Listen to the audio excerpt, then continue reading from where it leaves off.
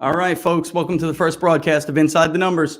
I'm going to go ahead and bring Tim here in a second. We got a big show today, but before I do, I just want to talk a little bit about how we're going to do this. So obviously, I cannot bring in a ton of people. So basically, we're working on a skeleton crew over here, and I'll be switching back and forth with cameras and everything like that. So anyway, I'm going to bring Tim in. We're going to talk about the jobs report. We're going to talk about some polling numbers, and again, when we get back to, the regular grind, we'll have VMix in, we'll be doing our thing. But for right now, let me go ahead and bring Tim in here. Hi, Tim, welcome in. How you doing? Good morning. Good. Tell me about the jobs numbers, Tim. What do you think? I know everybody thinks I'm Mr. Pessimistic lately. Tell me what you think about these job numbers. Well, clearly there's an aspect to them that are somewhat meaningless because they were done from the survey period of March 7th to March 14th.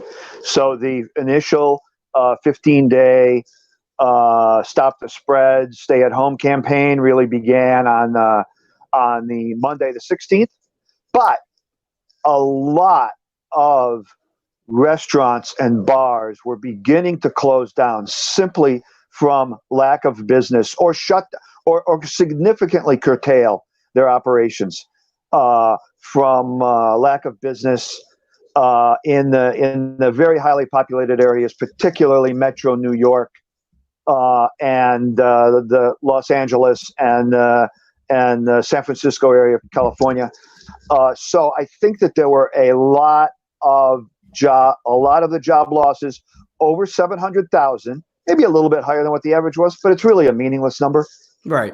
A lot of those job losses, I believe, were from that area. Also, you got to realize that hotels were running significantly below historic low occupancy rates, even back then. And they were probably starting to cut back on staffing also. And in fact, the category in the report, restaurants, leisure, transportation, et cetera, was 460,000 of the 750,000 job losses. That speaks to bars, restaurants, hotels, et cetera. And if you're looking for a green shoot in the report, average hourly earnings was actually up 11 cents. Right. That's a big 1 month jump for average hourly earnings. But I really think that is due to the fact that close to 60% of the job losses were from jobs at the very, very low end of the pay scale. Specifically, many people in bars and restaurants are given a very low hourly rate, and they make the large proportion of their income on tips. So when you lop off 60% of when 60% of your job losses are from the low end of the pay scale, that just naturally is going to increase your average hourly earnings. Right. So just so everybody understands, what he's saying is dropping these people out of the pool, when you average it down, that's what it average hourly earnings, it just bumps it up, but it still is what it is. We'll take a win where we can get it, right? So we're looking at now, I think this is the 20th consecutive month of wages at or above 3%. Yes. Yeah. Right. So, and there was, I think in December, going back into December, there was a 2.9. That was the initial report, but then it was revised back up in January when they released the following numbers. What did we see with revisions? Because I was running in to get to the studio here, Tim. I missed that. Doing this by myself. But let's just compare the unemployment rate with what we've seen the last 2 weeks from the weekly first-time unemployment claims. Okay? Those are much more current reports to where we are right now. And when I talk about the survey week, basically what that means is this unemployment report was totally derived from data that the Bureau of Labor Statistics gets from March 7th to March 14th. Okay? Now, when we always get our monthly revisions, and you just asked about revisions, it's a great point. Then the data that comes in for the remainder of the month will work into the revisions that we will get for March, April unemployment report, the first Friday of May. So I would suspect that it's very possible that the revisions for March, when they come out in the first Friday of May, could have downside revisions of 2 to 3 million.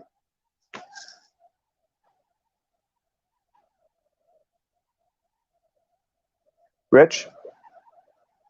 Yeah, I just popped out real quick. I'm looking at the ISM manufacturing number, and we got a good number here, Tim. It's 52 and a half. That's first the consensus of 43. So that's the non-manufacturing, but we saw the manufacturing number the other day beat the consensus. So, that's good news.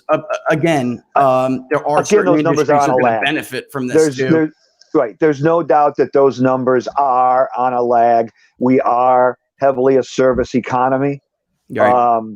And I'm sure that number will drop significantly below 50 when we get the next report. So, Tim, you're more optimistic than I am. So I'm not a pessimist by nature, but everybody's going to want to hear, everyone's going to want to hear why I've been so negative, right? So we're talking about ISM. This is the time to bring it up. You cannot just turn on and off supply lines, all right, which is what people understand. Tim and I are going to probably get into a little debate right now about this because he is more optimistic. I'm not defeatist, and I'm not saying, that we're headed for, bad times no matter what, Tim. What I'm saying is that there is a very narrow window to do the right thing here. And, people are talking about, just going forward. If you don't criticize, then you can't direct, right? So I'm worried that there's a very narrow window, and I'm also worried that they're looking for silver linings. This is at least an opportunity to try to learn from some of our mistakes. And there are now industries that we have got to realize we essentially need to consider as national security industries. And this is the time to make these changes. And look at the DPA. So I was hard on the president for not invoking. He invoked it, but he didn't pull the trigger on the DPA early enough. And I didn't even agree with Cuomo half of the time when he was talking about it, Tim. But look at what he did now yesterday with 3M. So my point to people is, why did we get bogged down in the weeds for a week, 2 weeks? We don't, precious time. And if we're going to take these supply lines back and we're going to reduce our foreign dependence for some of these products that now the world can understand are essential products, then there's just really no time to waste. I see no point not to do it. You're going to rely on virtue capitalism. You're going to be waiting for a while, Well, I think that the president has been very effective at cajoling companies to do what is really in the nation's best interest, to do what they would do if he would have to invoke the DPA, but having the companies then say, okay, we get it, we'll do that, et cetera, et cetera. He had a little back and forth with General Motors about a week ago, and they finally said, okay, we get it, we'll do this, because I think that the companies would rather do it on their own than being, quote unquote, ordered to do it. Right, I also think there's an optic part of the invoking the DPA where you notice that a lot of people on the left are just screaming for the president to invoke the DPA. And my view is because they would love to have the precedent of a Republican president basically going down a road that some people could call nationalization of key industries. But the precedent is there already, right? So this is my point. If we're at war, if we're really at war, right? And nobody could see me do my little hand quotes. If we're really at war, Tim, then that means some of these industries have to be considered critical, essential industries. They're vital to national security, and they are. And I guess that, really, with the exception, and look, I think the president is doing the best he can. And just so people understand that this is a crazy situation. And I think he's doing the best he can. And I also think that he should get credit for years of talking about this kind of stuff and nobody's paying attention to him. This idea that there could be a pandemic and the pharmaceuticals, supply lines for things like N95 masks, other now we're hearing so much about ventilators. All of that was relegated to the territory of like right-wing conspiracy theorists for many, many years, right? And Donald Trump had been talking about this. He is a nationalist, has long been a nationalist, talking about this for years. So I want to give him credit there, and I want people to understand that. But at the same time, he's now the president. He's got his chance, Tim. He's got the precedent is there. Take the chance, take the opportunity to move this economy in the direction you want to go. Right. I think that you will see a very large scale reclassification of what are essential industries and essential businesses for national security reasons. We may have some categories involved where now it's either you either are or you aren't. I think you'll have some categories involved in that. And if you put pharmaceuticals and critical medical supplies on the list of items that are crucial for our national security, it will also be mandated that a large percentage of those items be made domestically. Yeah, that's what I'm talking about. I think you'll see that with the pharmaceutical industry, and I think you'll see that with the key medical supplies also. Now, and then I think that you will see some supply lines for pharmaceuticals come back to the U.S. That is most likely not something that can happen in 2 to 3 months. But I think that there will be significant tax credits for pharmaceutical companies that bring those items back, and also for key medical supplies, even something like masks that might cost pennies on the dollar to manufacture, that might sell in normal times for 80 cents to $1, and now are selling for a few dollars. And I think that most people in the country will say, oh, this is going to cost $2.50 rather than 75 cents. You know what? I'm okay with it. Yeah, me too. Well, this has been that debate, right, for years. And traditional conservatives, Donald Trump is not a traditional conservative. He's governed a lot like it until times like this, but he's not a traditional conservative. And he comes along and he talks about the economics of nationalism from a completely different point of view that is foreign to many conservatives, even though those undertones really have always been there. We've talked about this before, even privately, but I am a big believer in the Ross Perot coalition and what that meant for George W. Bush's victory. And I think there were, 20 years, almost 16 years is a long difference, a long time in politics, even from just 2000 to the present. So yes, the electorate changes, but there have always been those overtones there. And, I just think that there's going to be some pushback from not just the left would love to see the president, like you said, but there's going to be pushback from, the traditional conservatives of the world, Tim. It's just going to happen. They don't view, they're more, the free market. They don't view these things from a national security standpoint. They view it from an economic liberty standpoint. Sure. Along comes Donald Trump. I don't know about you, but I will pay 20 to 25 cents more for an N95 mask that was made in the United States. Plus, let's take a look at some of these test kits. The president got a lot of criticism for, the way the CDC had to roll it out. And he had to redo how this system is done, how it's just not built for mass distribution like this, the way for a pandemic of this type. And there was the rule in place for the CDC to have to, approve. And look at the difference between American tests, the quality of American tests and the quality of, tests that came from China. We have countries now returning thousands and thousands of tests in because they don't work.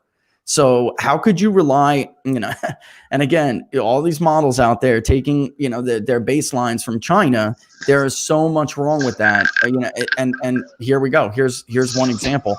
So again, I'd rather pay for a test kit a little bit more than I'd have to pay for one from China if it works, right? What good is a test kit that doesn't work, right? And again, we have to really start thinking about these things in terms of national security. This is going to happen again. I got 3 kids. 2 are in school. 1's little. We can't have our children left back every time the Chinese unleash a new pathogen in the population, Tim. This is just not feasible. This is not sustainable. Well, yeah, I agree with that, but I think that after this incident, there will certainly be a tremendous effort at the federal level to plan for contingencies that could happen down the road. And I would also suspect that the military will be very much involved in that, since they, for 100 years, have been in the business of planning for almost every conceivable and some inconceivable war scenarios that may develop at some point in time along the line. So I think that even if you look now, there are a lot of senior military people, although it's not being highly publicized, involved in the fighting the pandemic effort. In fact, one of the individuals that was announced on during the press conference the other day, his name escapes me, is really someone who's in charge of all of the logistical processes of getting things to where they need to go, establishing where there are excess respirators in the country that most likely are not going to be used, and getting them, if not shipping them immediately to, let's say, New York or whatever the big new hotspot is, getting them ready to be shipped on short notice. Clearly, the military has dealt with massive logistical issues in the past. A tremendous amount of their training for any exercise or any real-time development involves logistical expertise. And that's why you see some of these military people now very involved in that stage of the process. And I'm over here just laughing because it reminded me, you're talking about this, it reminded me of the letter that Trump sent to Schumer yesterday. Yeah. So Schumer said, I implore you to appoint a military figure to do this. And I mean, you gotta love this guy's. He brings something totally different to the White House. I mean, he did that, is the point. So Schumer, right. This happens a lot with Trump. And that's because of the press. The press just doesn't. They're not going to bring it up, and the Democrats know that they're not going to bring it up, and at least not widespread, reporting on how Schumer was wrong about that. But of course, he had done that already, and this happens a lot where they'll criticize this guy for doing something he did already. Look at the latest one from Joe Biden. All right, this is now the 6th fact check. And I don't know if we even put that in the queue, but I didn't. And I really, as something to talk about today, I really wanted to talk about this today. Joe Biden now has been fact-checked, Tim, 6 times on the coronavirus alone, on his criticisms of Trump. It's good that, Glenn Kessler at the Washington Post, factcheck.org, PolitiFact, even Snopes. It's good that these people are coming out and saying, Joe, this isn't true. You're fabricating stuff here, and you're coronavirus expert as if they're doing anything. They're not. They're in a back seat. They're spectators like the rest of us. But him too. He's been fact checked as well. I mean, everything from him calling it a hoax. That's probably the worst hoax since the white supremacy hoax. But him calling it the hoax. Him firing the pandemic response team, which I constantly have to tell people on Twitter that didn't even pass left-wing fact check muster. It just the ad that he cut repeated several of those. I mean, we're now up to 6. I tweeted it out before the definitive list of Joe Biden's fact checks on the coronavirus. There's probably not a whole lot of people who don't know this, but taking advice, Joe Biden, I don't know if people have read this, but we heard this the other day and confirmed that it's true. Joe Biden actually tried getting to the White House an offer that he would talk to the president about this response, and that he could. Well, that was This is a bit of a joke. This is much. a bit of a joke coming from Joe Biden. This rich Tim, this guy. For those who are not old enough or don't remember, Joe Biden almost caused widespread panic during the swine flu. I mean, he was, and they had the White House had to apologize and make him walk back some of those statements because he was talking about whether or not it was okay to ride mass transportation. And then also, aside from that, my own personal experience, I never blamed Joe Biden for catching the swine flu. I did, I mean, it was never something to say, this is your fault. This is a great time to play politics. But the fact of the matter is I went to one of the largest VA facilities in the country that deals with one of the largest populations of veterans in the country, the largest community of veterans in the country. And there were not enough beds during the swine flu epidemic. I went for something completely unrelated to the swine flu. I did not have it. I felt great. I was only 28, I think, at the time, roughly 28, 29. I felt, I was a healthy guy. And they put me in they just didn't have the room. I mean, they were honest about it. Then, nurses are always so brutally honest, and she was just like, sir, I'm sorry, but we just don't have a bed because this guy was sick and you could see he was sick and it was serious. And everybody knew about the swine flu at the time. So I was, complaining, can you put me somewhere else? And she flatly told me that there were no beds. They were not prepared. There were no beds. I asked for a vaccine. They did not have a vaccine on hand. And sure enough, my oldest son was only 4 months old at the time, and they wouldn't let me go home because I wasn't exposed to infected patients. And sure enough, maybe 24 to 48 hours later of observation, I started to feel crappy. And my fever was over 104. It was bad. The swine flu was no joke. And I was, relatively young, healthy guy. I did smoke back then, but but that's about it. And it was no good. And also there wasn't Tamiflu readily available. They had to get it from Jacksonville for me. And now I look back because we're doing all this research on pandemic responses. I look back and they were, their goal was 100 million vaccines at that time. By the time, the 6 month target was 100 million vaccines. They got about 11 million. That's it. Right. So it's rich coming from Joe Biden, Tim. I mean, really. I mean, is he supposed to be the one that react? The truth of the matter is the economy had crashed already, right before the swine flu pandemic. We were just getting back on our feet. And there was no way that anybody was going to call for a shutdown like this. I'm not comparing the swine flu to the coronavirus, but I do wonder whether or not we would have had that same response considering, how bad the economy was hurt coming out of the Great Recession. I don't know. There's no way to know that for sure.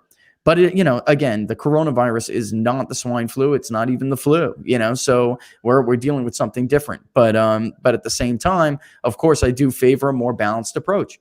We should have been testing for antibodies weeks ago. By the way, Dr. Birx and Dr. Hahn, they understand that. It's not Dr. Fauci's in left field. He's totally on another level. I mean, he's not on the same planet with them on this. They understand they owe it to the rest of us. You're destroying the economy for this strategy. Whether or not that was the right thing to do will be, proven in the future. But they owe us mass antibody testing, Tim. These things you can't snap your fingers and have them happen overnight, So, I'm at least yesterday, I was heartened to see that, coming out of the White House. But I wish I would have saw it a few weeks ago. Should have been something right in the pipeline. And you heard Fauci right from Fauci's mouth. So don't, people are, Trump's on this. He's on that. You heard it right from Fauci's mouth the other day. That is not his priority. Well, I don't know that that's necessarily his background, but I think you also have to realize that, and I think that a large proportion of people don't, that Dr. Birx is really the one who's in charge. Very impressed with that woman. Very impressed. She is really in their respective roles right now. She is senior to Fauci in terms of reporting directly to Mike Pence and really being in charge of whatever they're calling her background. I'm not a biologist. I don't know. It's way beyond my knowledge level other than what I read about it. But I think that Fauci is a very smart guy. He's a scientist, so of course he's always going to want a textbook study. Right. And we're not really, this is a different situation. And I'm sure that at some point in time, when we get when we get halfway through April, I am sure that the messaging is going to be, if it's not going to be public, the messaging is going to go out to key employers and key parts of the economy that get ready for May 1st. You don't think so? Just to put this to bed, all right, because there are a lot of people out there that are saying, well, maybe he'll get to it before May 1st. He's reassessing. And I do think Trump understands. Look, that's another thing. I don't think Donald Trump doesn't understand the cost of the economy here. I'm not even that's ridiculous. This is the one guy to have in charge right now to understand that. I just think that right now the doctors are having a lot of say, and Dr. Fauci, praise be to medical professionals. They are on the front lines of something like this, and without them, we're in a lot of trouble.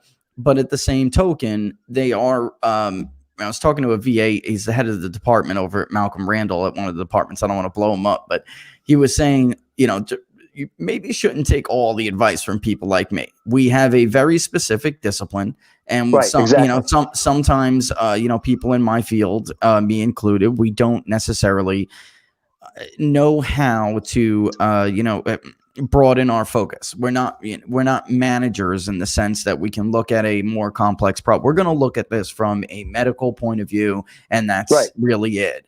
Unless of course someone's got dual disciplines, Tim, but with Fauci, I think you can really see that there. That's really on display, that limit to that discipline. So I know right now Donald Trump is probably he was loving having a great economy. This was, he always says the best economy in the world or in history. I wouldn't go that far, but I would say it was the best labor market in history, probably. At least there are multiple series indicators that just never saw the levels that they saw under Donald Trump. Everything from employment to prolonged wage gains. We've seen bigger wage gains, but prolonged like this, then that's a different story. So, he would love nothing more to have that back, and I understand that. But for right now, at least, some of the Faucis have a lot to say. That's number one, and number two, the modeling. As a statistics guy, the modeling is wrong, Tim. You know it. I know it. We all know it. You cannot extrapolate out from inner cities to the rest of the country. That's number one. Number two, without the actual real denominator, without antibodies testing. And this is not just me. I'm thinking of this from a statistical point of view, but we've also talked to medical professionals who do this for a living. And by the way, they also go and get statistics guys like me to help them on these studies. They are telling me you can't know this for sure without antibodies testing. So the idea that he goes up there and with such certainty that we have to shut this economy down without having a more balanced approach based on flawed data, we know it's flawed. We know it is. Then crisis is the father of bad decisions.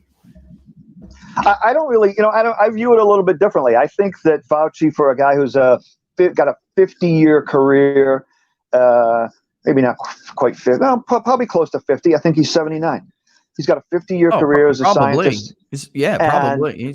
And he has a much more real life relating to what really goes on in the world approach than probably 90% of the people with that background that you could put in economically inconvenient. He did a very effective job the other day of explaining that this MIT study that came out that said droplets could travel as far as 27 feet and they could stay in the air for as long as 2 hours or something like that. He basically said it was ridiculous. Yeah, I think true. They have been very clear that these models that were projecting the potential of 2 million deaths in the U.S.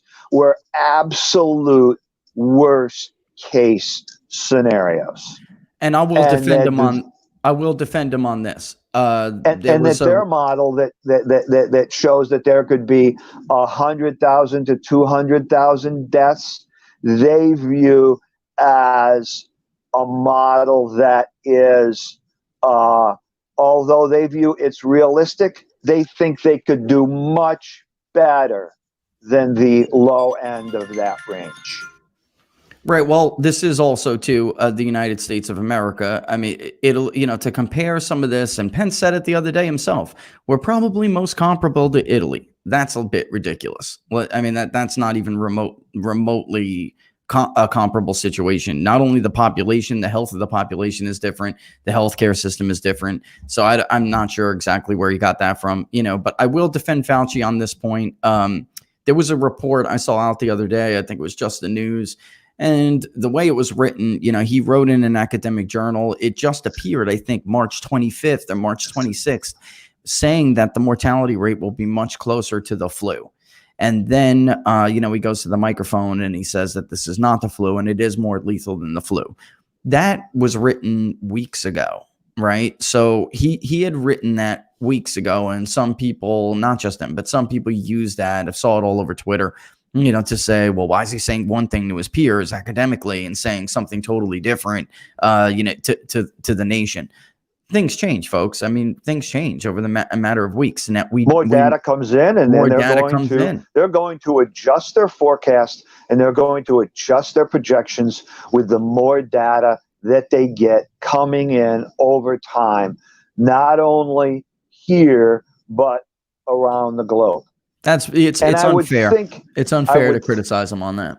I would think that they will look at Italy and say, okay, it's a much older population.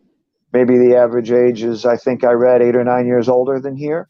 And you also have culturally a very high propensity of 2 to 3 generations of people living in the same house in northern Italy, old school Italian families, et cetera, and that just is a breeding ground for the problems that they've had. All right, it's 10:32. Let me just say a few things here. So, like I said, this is this is a skeleton crew over here. When we get back, folks, and this thing gets back to normal, we'll have a lot more bells and whistles. Fridays 10 to 12, which I'll actually show you. You know what, Tim? When I'm done here, I'll show them the results of the study we did. But 10 to 12 is the winner here. We're going to do this from 10 to 12 on Fridays, and you'll always be able to see it on YouTube. Monday through Thursday, you're going to have to check it out on PPD. Okay, so don't donate to us. I mean, you can if you want to, but that's not what we're trying to do here. You want some value? Go and subscribe to PPD. Go get some data for your dollars. Don't, we're not going to have that model over here. This will be just, Monday through Friday will just be something for subscribers. And then Friday will be a Friday freebie, and we'll just kind of take your questions on YouTube and stuff like that. We did this kind of, last minute. We really struggled with how long we were going to take to get this out. I just don't want anybody to, have to come in. And Laura, who is, everybody knows, Laura, she's going to, does the production stuff. She's out feeding kids right now. So, we're not going to go ahead and put anything like this behind the paywall with this kind of, this is shooting for fun and just answering questions. But Laura will be back. So will everybody else. And we'll do this Monday through Thursday with all the bells and whistles. We'll get the indicators. Take your polling questions, by the way, which I'm going to take one. I promised somebody I would answer a polling question. When I'm done here, I'll explain a little bit. And this will tie actually a little bit. It's crazy, but it'll tie into the coronavirus that we're talking about, topics that we're talking about, and how modeling works. But then, that's typically how we'll do it. So, again, you could go ahead, you want to support us, you could, but we would rather you subscribe and get some data for your dollar. But okay. So getting back to this and modeling. All right. So again, criticizing Fauci for a couple of weeks ago, talking about, how, in that academic journal is like taking an article that I wrote a month before an election, right? And maybe the race was going one way, and the polling showed it, maybe early voting numbers, whatever we're looking at, okay, to enthusiasm gaps, whatever we're looking at that we plug into our modeling. And I write an article and I say, right now, Joe Biden has a 74% chance. I don't like chances, but I don't like telling you. They can be calculated, but they can be very misleading. So I don't like. That's why we use the slightly lean, likely solid structure. It's a much better gauge for the general public. But that's like taking an article that I wrote 2 weeks ago or a month ago, and then the race, drastically changes, and and Donald Trump wins, like we saw in 2016, and then saying, well, you wrote this a month ago. So that's what a lot of people are doing with Dr. Fauci's analysis on how this works. Also, while we got to get out of this binary thinking, Tim. We got to get out of this binary thinking where you're either for the shutdown because you value human life more than everybody else, or you're for reopening the economy and because you're a monster who doesn't care about 2 million, 4 million, 10 million people who will die, whatever the latest crazy figure is. There is always a middle ground, and there's always a third option. What do you think about this, Tim? Are we not capable of more than two-dimensional thinking anymore? I mean, seriously. Well, I think so. But look, I mean, if you're talking about, people from, there's a lot of people on social media, primarily Twitter and probably a couple other venues, that there's no middle ground. There's a lot of, people that are just totally, look, if you're a totally idealistic litmus test type political bent on things, Donald Trump is just going to break a lot of the rules that you've been putting the construct of how you view the world with for the last 30, 40 years, because he's not a hard ideologue. He's much more of a pragmatist. We've talked about that many times. Right. And I'm sure that as much as he wanted to potentially say we're going to open the country Easter weekend, I'm sure he was convinced that looking at all the data that was giving to him, that it was a little bit too soon to do. And I don't doubt for a second that if he thought the data was nonsense, that he would have said so. Right. Well, and that's how that poll, we could talk about that a little later, but that's how that poll was worded the other day.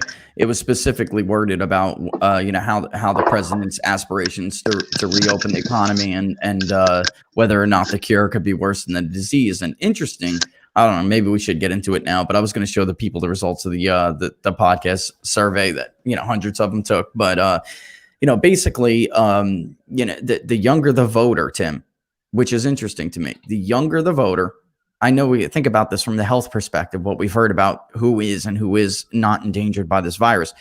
The younger the voter, the more concerned they are that the long-term economic damage is going to be worse than the coronavirus itself.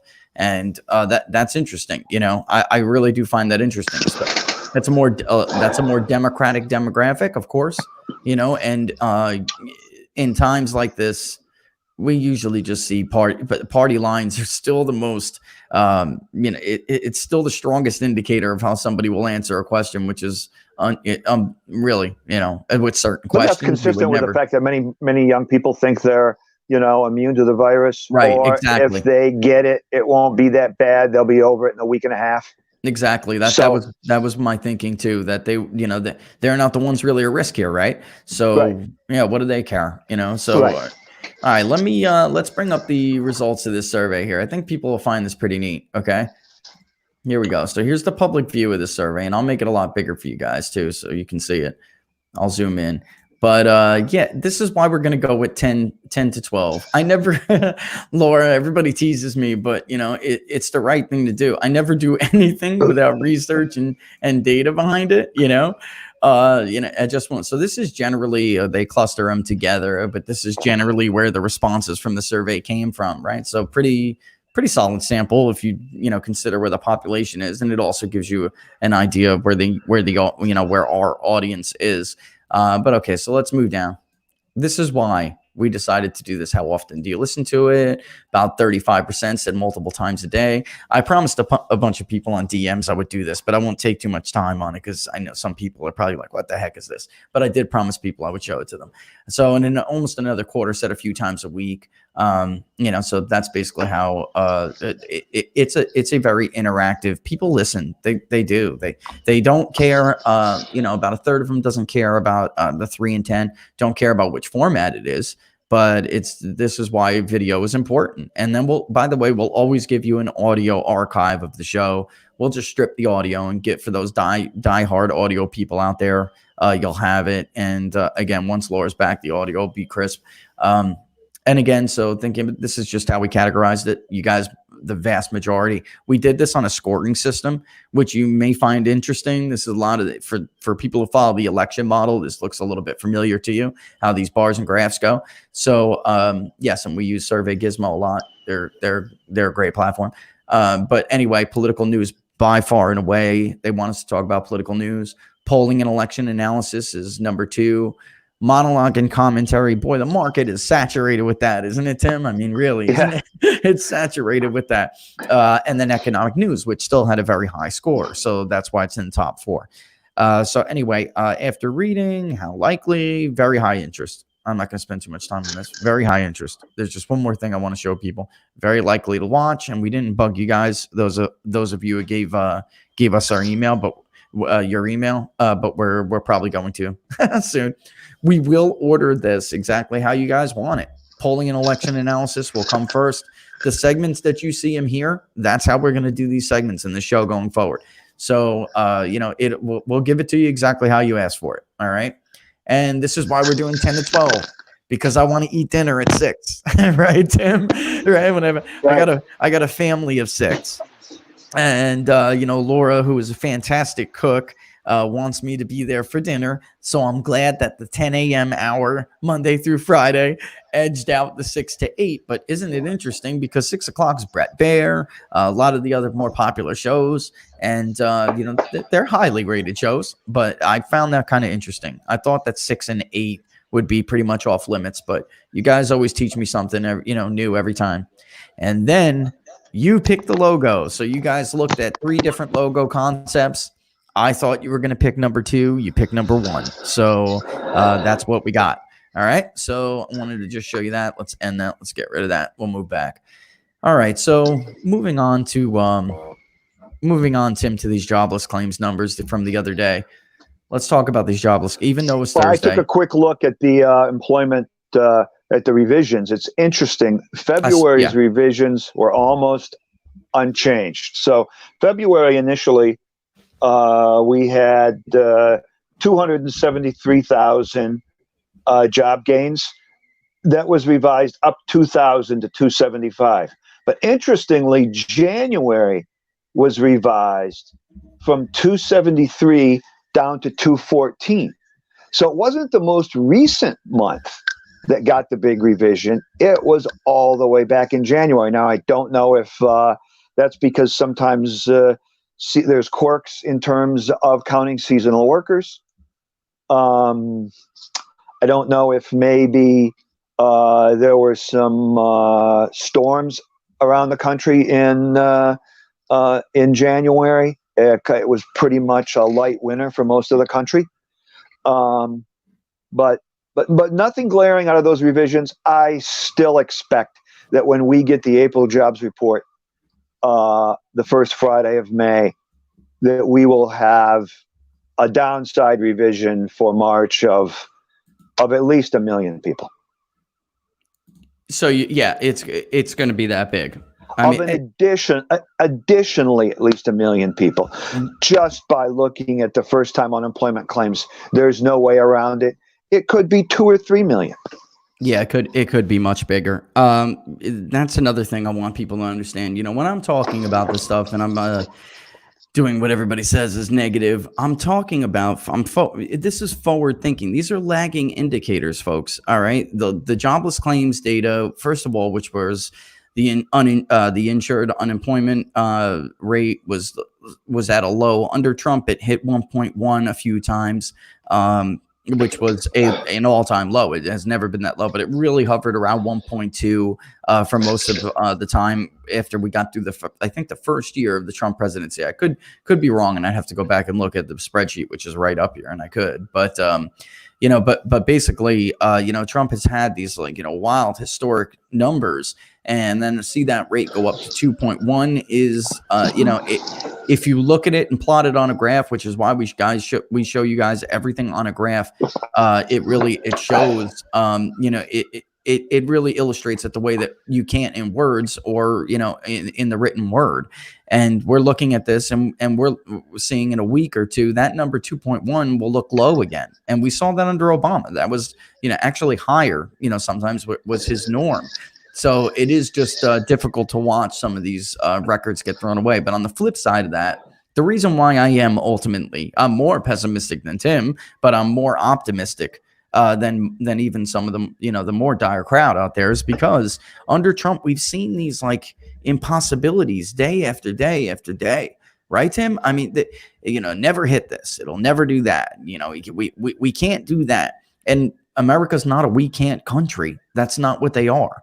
And he said at the press conference the other day, and I'd agree with it. He's a cheerleader for the country. That's Donald Trump's best role. He's a cheerleader for the country.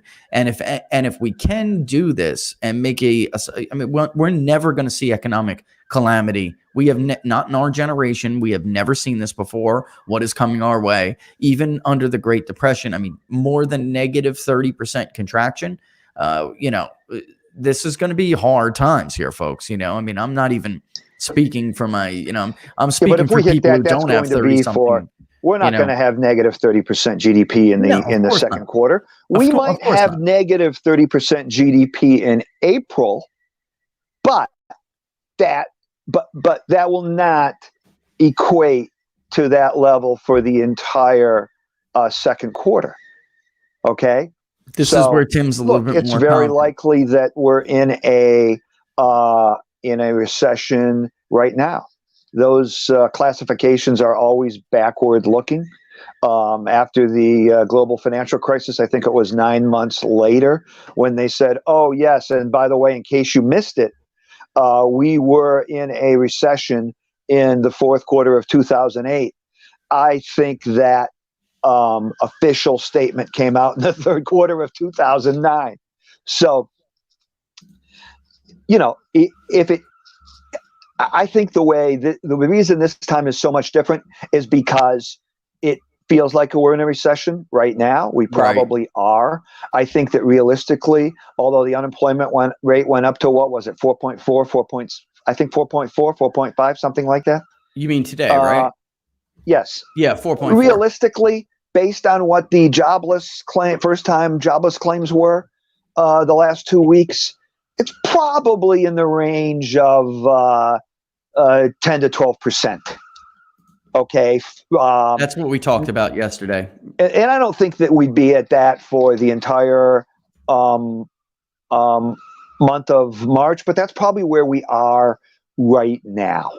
Yeah, that's what. So go ahead. Finish your thought. Yeah.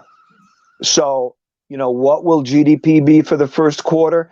That's really tough to model because we went from even the first week of March, when the economy was still very much full steam ahead, maybe starting to decelerate a little bit, and then just a screeching halt. So, we were running maybe at about plus 3% through January and February. If we were minus 6% in March, that would mean that we would be flat GDP for the first quarter. Is it possible first quarter GDP could be negative? Yeah, it's possible. Right, we could be right. minus 1%, minus 2%. We could be plus 1%, plus 2%. It's very hard to model, and it's probably going to take the first or second revision to get an accurate read on it. And frankly, it really won't even matter, because we could be negative GDP of 15% in April. we could be minus 20% in April, but we won't get a GDP report just for April. It will all depend on the restart of the economy, how, what the pace of that restart is, and then where we are in June.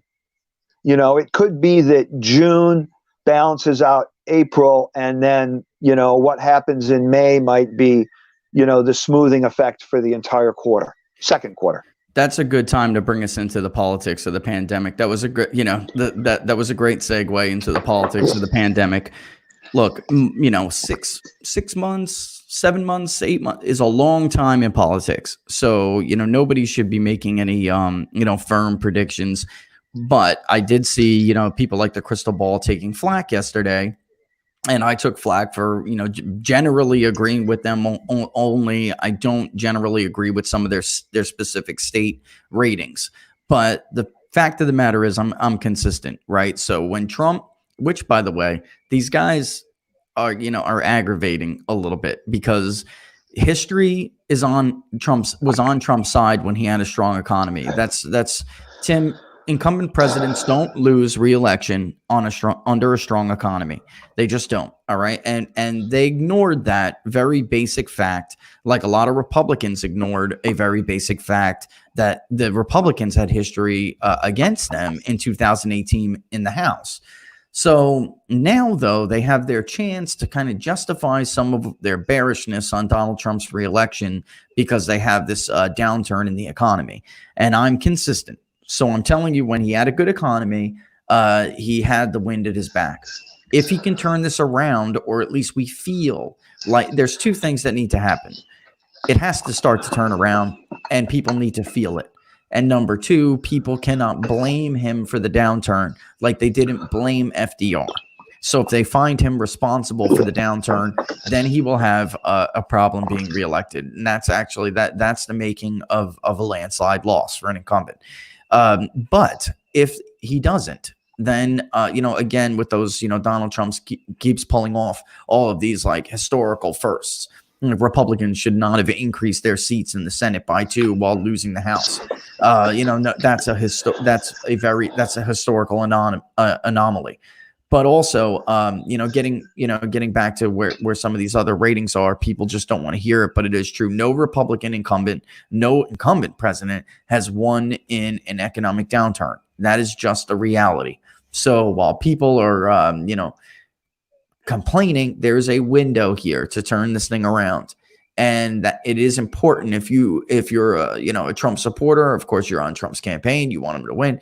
You have to start, you know, you really have to feel some kind of fire under your butt, because there is a window that can, you know, right decisions or wrong decisions will be made, and that will determine everything. It's not impossible for a president to be reelected under a downturn, a recession, a depression, but Americans cannot view it to be your fault, much like. And by the way, the FDR comparisons are killing me. The depression started before FDR was elected, folks. And when he did have downturns under his presidency, he was widely revered and loved. Number one, Donald Trump is not widely revered and loved. He is by his own supporters. And then secondly, people didn't blame FDR for those downturns. They viewed them to be the product of of war, a new era, and what's that word I'm looking for? A remnant, of the depression. So it was a very different situation. Donald Trump's gonna have to pave his own way here, but it will make his odds of reelection a lot higher if what we do now puts in place the mechanisms to ramp up our supply lines. And also, again, he has to be able to tell the American people, I've done this to make sure this doesn't happen to us again. He's got to do that. Well, I think that, look, in 2004, Bush 43 certainly did not have a rip-roaring economy. We were not in a recession, but the recovery off the market lows in 2003 were certainly not what you'd call vibrant. And they didn't get the numbers until after the election either. It's a very similar situation. We're not going to get those numbers, so if we do have this huge rebound, people are going to have to feel it, Tim. They're absolutely going to have to feel it because we're not going to have numbers to affirm it. We're just not. It's just like right now. The numbers are like you would say. That's exactly right. Whoa, we got a 4.4% unemployment rate. I know that's way up from what it was 2 months ago, but it's so much lower than it had been for decades. And average hourly earnings growing at 3.11%. But look, everybody in the country knows right now that we're, for all practical purposes, in a self-induced recession. And we're in a self-induced recession with the sole national goal of beating the virus. So I really think that the entire, unless there is just a ridiculously slow process of coming out of this, and when we say, okay, we're relaxing the stay-at-home guidelines. We're relaxing the travel guidelines. We're starting to get people back to work, blah, blah, blah, blah, blah. If there's an extraordinary delay, or people say, well, okay, I'm back at work, but I can't do this. I can't do that. I go to the stores. I can't buy what I want to buy. I can't function the way I would normally want to function after having come out of a self-induced hiatus. So a lot of that is going to be how we pre-message to major businesses and major employees and major parts of the economy that, get ready. We're going to start. You might want to think about the very high likelihood of calling back a lot of your people in a week. That way you could put big companies and big employers and big industries could start to put messages out to their workforce that, sometime in the first week of May, we're looking to go back to 80% employment, but et cetera, et cetera. Because look, all these hotel chains that have laid people off, even the theme parks, Disney might be a great example. Who knows where those people are? Are they sticking around where, they happen to be working? Are they somewhere? Well, a lot of states have no travel laws, so they probably haven't gone out of state because they don't want to be hassled. Right, but where are they going to go? If they know a week in advance that they're likely going to be called back to work, they can prepare for it. All right, let's talk.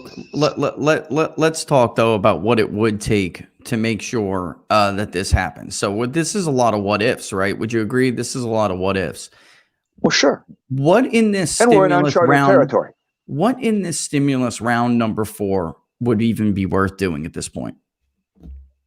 I mean, we have the money for the small business, Tim. The individual paychecks. It took, by the way, I'm just stating a reality. No one has ever gotten out stimulus money as fast as this administration is going to get it out. That's another. Say they're going to get it out. As they say, right?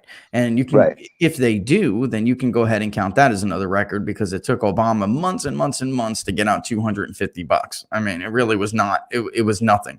So and a large portion of that was a credit on your income tax. That's it, right. And so with this, though, the Congress is talking about another round. Trump wants $2 trillion in infrastructure. That, by the way, would solely whether or not that was. We've done this on People's Pundit Daily, and people should go there and search infrastructure. You'll see that the idea that you can do an infrastructure plan the way Democrats propose to do it is just. It's not real world. It's not realistic. It's why Obama's failed. It's why all of his attempts failed. A lot of infrastructure is privately owned, and I don't think people understand that. They think infrastructure and they think government. A ton of it is privately owned. So without a private public partnership like the administration's original plan, it would be absolutely worthless. But at this point, they're the people. I'm talking about the worker, the American worker. They're going to get a check probably 3 weeks too late for April 1st rent, Tim, right? And then what is Congress going to do in this fourth stimulus that's going to do anything different for them? You know, I think it's very hypothetical. Right now, what a fourth stimulus would look like, aside from because government, by the time we just don't know yet what the immediate needs are going to be. So why are they talking about it? So why are they Why are they talking about it then? I mean, why are they racing to discuss this? You know, they already have proposals on what they want to put in the stimulus bill. Look, I'm sure that I think you just made a great point. You can certainly plan for different scenarios. The military does that all the time. I mean, the military has hypothetically a plan for wars that don't have 1/1000th of a chance of happening. So I wouldn't. I think if the government if the right people in the government and the administration are planning for the potential of what a fourth stimulus plan might look for, I think that's a good thing, because basically what that means is they are looking at different scenarios that might play out and putting together some contingency plans for them. Most of those plans will never be enacted on or brought to fruition, because only one scenario will come through. You know, I think that, look, let's say we're going back to work and a lot of companies are getting back online, and companies are like ordering raw materials or whatever they have to order to get back in full business, and where their vendors might say, well, I don't know if I can, I'm going to send this to this company. He's been out of business for 2 months. How's he going to pay for it? There might be some backstop on payment terms for something like that. Right. I don't know. I'm just kind of thinking out loud here. If you're going to have a lot of, companies deal with vendors, and they typically have some type of credit with their vendors on how they're going to pay for stuff, pay for inventory that's sent to them. And those vendors may need some assurances that they are going to get paid. Right. So, what if they say cash on demand? What if they say COD, and the companies don't have that cash to get what they need to go back into business, make whatever they're going to make, provide whatever services they're going to have to provide, and get back online to some degree similar to where they were. Who's going to put up the money for all the in-between commerce that has to happen for that to come into play? Let me just answer somebody's question I got on a DM. Go. So go to your bank is the answer to that question. Okay. So where do you go and get this money for the small business loans to float your payroll and to get, it's actually not just, it's payroll's in the title of that amendment, but or that right. whatever it is, that proposal. Right. But right. It's not just for that, folks. Actually, Tim and I were talking about this yesterday. You can pay your payroll with it. You can pay your mortgage or lease payment with it. You can pay utilities with it. And those are all things, you could borrow a lot more than what you're projected to need. But again, I don't want to give you financial advice. You'll have to speak to your bank about this, but there's only a certain percentage that you're allowed to not pay back. If you just, it's prudent to stick to your needs. I can't tell you what you need for your business, but the answer to that question is go to your bank and speak with your bank about this, and they will be able to give you better advice. That's where you start. I think it's already widely accepted by most people that the $360 billion that is earmarked for small business loans is not going to be anywhere near enough, or the requests of what actually come through the system. So I would think and hope that if there is a fourth stimulus, a lot of it is going to be doubling down on the items that were in the third stimulus. I think that you could double or triple that small business injection easily, given the fact that over 50% of the country is employed by small businesses. We actually got that. And it's a monumental task of putting all that in a database imagine the API nodes that would be involved in something like that. We just we actually do have a summary breakdown from the Chamber of Commerce, right? And by the way, like I said, that sound skeleton crew means it's empty in here. Handle that. But we do have something from the Chamber of Commerce, and to answer that question in full, go to your bank, but the money comes from the federal government, goes to the Treasury, and from the Treasury goes to the Small Business Administration, to the banks, which is to a lender. And you have to see if your bank, mine is a lender. I was looking before at how many different banks, but there are a lot of them, so my advice would just be to call the bank, because you do need to have a relationship. Yes. This is the thing. Yes. You do need to have a relationship with the lending institution. So whoever your business banking is with is who you need to call. Okay. And actually, let me show Tim, I'm going to share, because I have a breakdown from the Chamber of Commerce. Okay. Let's share this and show people. This is, make it big enough so everybody can see it, please. Yeah, here we go. So I'll zoom in a little bit, but you can actually borrow a lot more than you'll project to need for it, but you don't want to get yourself in a situation, again, you're going to have to figure out what your own business needs. But let's go to what is eligible to not pay back. Okay. Let's find that here. Yes. And I think what you're talking about really is that if all this money is used for, paying workers. Here we go. Yeah, go ahead. Oh, you lost your audio, Tim. You lost your audio. Here, while I wait for Tim to come up, let me show you what this is. Tim will come back, but anyway, this is from the Chamber of Commerce, and I imagine you guys can find this on the internet. There it is right there. So for more guidance and resources for small businesses, go to uschamber.com/co, uschamber.com/co. And how much?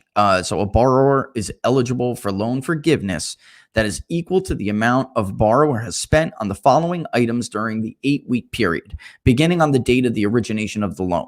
So payroll costs, using the same definition that's used by the Small Business Administration to determine regular loan eligibilities. And that's actually previously in the packet. I could show that to you. Interest on the mortgage obligation incurred in the ordinary cost of business, rent on a leasing agreement, payments on utilities, which is electricity, gas, water, transportation, telephone, or the internet. So your business's internet connection, we have Fox cable here. You may have Am I back, Rich? Yeah, you're back. What's the cable providers and internet providers up there now? I'm originally from New York and New Jersey, folks. Florida, as you know. What do you guys got? Verizon, I believe Verizon and Comcast. Right. So you got Comcast. Okay. So I've got Verizon. We got Cox down here. We have Verizon down here. This is what this is for. So if your business, obviously needs internet, what business doesn't? Phones, transportations, gas, water, all of that is, in the loan forgiveness portion of this bill. And for borrowers with tipped employees, there are additional wages paid to those employees. That's separate. But again, this is why I was, just saying, be careful on what you decide to borrow. The government is now advising that because of high participation, it is anticipated that not more than 25% of the forgiven amount may be for non-payroll costs. And loan forgiveness cannot exceed the principal. So in other words, this bill was tailored to keeping people on your payroll. And that is what is most likely that your bank will tell you will be forgiven, as long as you keep those people employed. Although you can borrow money for a lot of other things. And that's just simply my point. Just remember that not all of this will be forgiven. It depends on the structure of your individual loan. All right, Tim, let me give you the floor to talk about what you were saying before the mic went out. Well, I believe that where I was going was that talking about how, if this was largely for your payroll, and I believe that some of the amount of a loan that you will be able to qualify for will be largely a function of your payroll and also a function of other fixed costs that your business has that you can't really turn off during your shutdown. Mortgage, basic utilities, et cetera, et cetera. And I think that the smart thing about that is that will help if businesses are getting a grant from the federal government to keep their employees on staff and pay them rather than lay them off.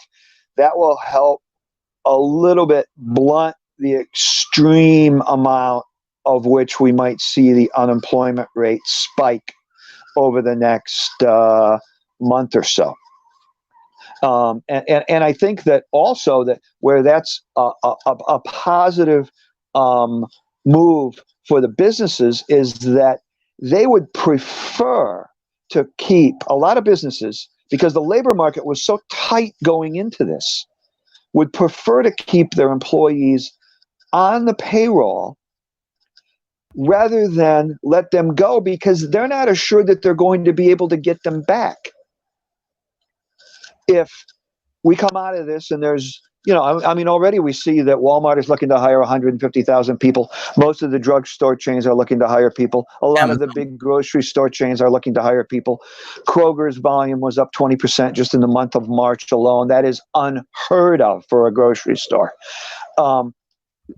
So if businesses are like, well, I have to let these people go, but then they can't get them back when they want to get them back, or they have to pay more, because the labor market was so tight going into this. This way they can keep them on their payroll, pay them what they would normally be making. It's for 2 months. Hopefully 2 months from now, we'll be back in gear. And that also shortens the recovery time out of this.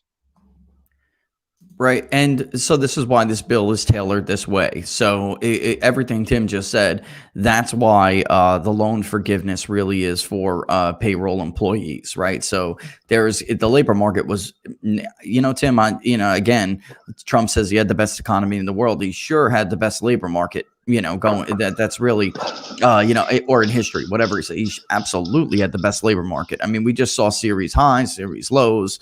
And I see your question. I think his name is Ed. I'll answer the turnout question in a minute. I didn't ignore you, just to let you know, but I just want to wrap up this on business here.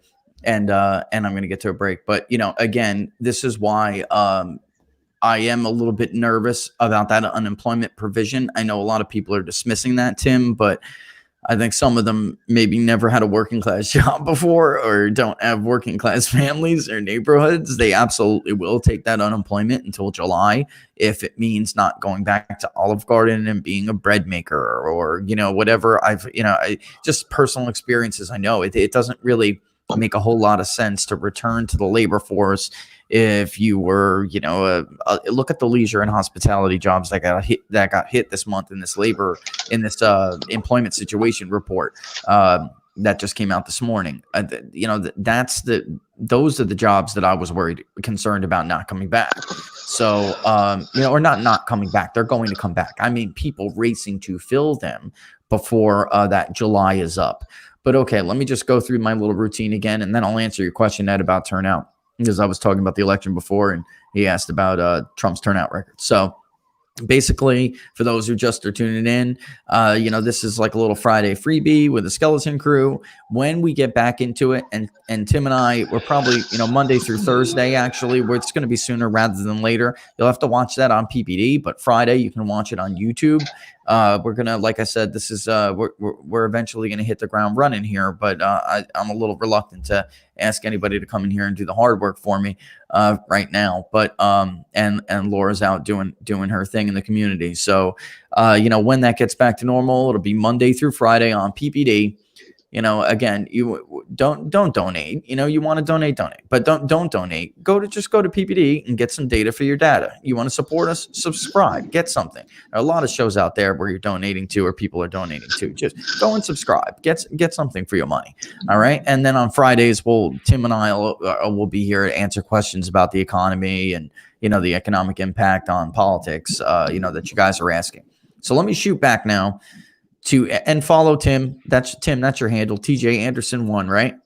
Yes. At TJ Anderson 1 on Twitter, and mine's right there at the bottom of the screen at peoples_pundit. So Ed, he already broke turnout records is the answer to your question. He is breaking turnout records. And there is a dedicated, diehard base in the Republican Party that absolutely loves Donald Trump. And he's got look in the primaries right now. We have never seen an incumbent president rack up these vote totals. New Hampshire is your classic revolt state where you're not going to see voters vote for the incumbent at such high rates. There's going to be, party candidates the media ignores, a laundry list of people that are challenging the president. And the incumbent president in New Hampshire, has a very long history of getting 70s. The highest was Ronald Reagan before Trump. By the way, I have to go back and look because now that the votes are counted, Trump may have overtaken Reagan that night. And Tim, I don't know. I have to go and look. But he was right there. And Reagan was number one with about 84.6%, if my memory serves correctly. And then Bill Clinton was number two. Donald Trump did surpass base support in the New Hampshire primary. He surpassed Bill Clinton. And then number three was Barack Obama. Which wasn't a lot of votes. I'm talking about the percentage of votes. Donald Trump broke that record. He broke the record for the number of votes. He did in Iowa as well. And what we're seeing everywhere with Donald Trump is that people don't have to go out and vote for him, but they're doing it anyway. And we're seeing, that's why the ABC Washington Post poll is so close. Because even though Biden has a 2-point lead, I'll tell you right now, if that was the state of the race today, Joe Biden would lose because those numbers are almost identical to what we saw with our own polling in 2016. The gap between Donald Trump and Hillary Clinton in extremely enthusiastic was not unusually, between 30 points, 35 points. It was not unusual for more people to say they were very enthusiastic about supporting Donald Trump and going out and voting than they were for Hillary Clinton. Hillary Clinton is lower than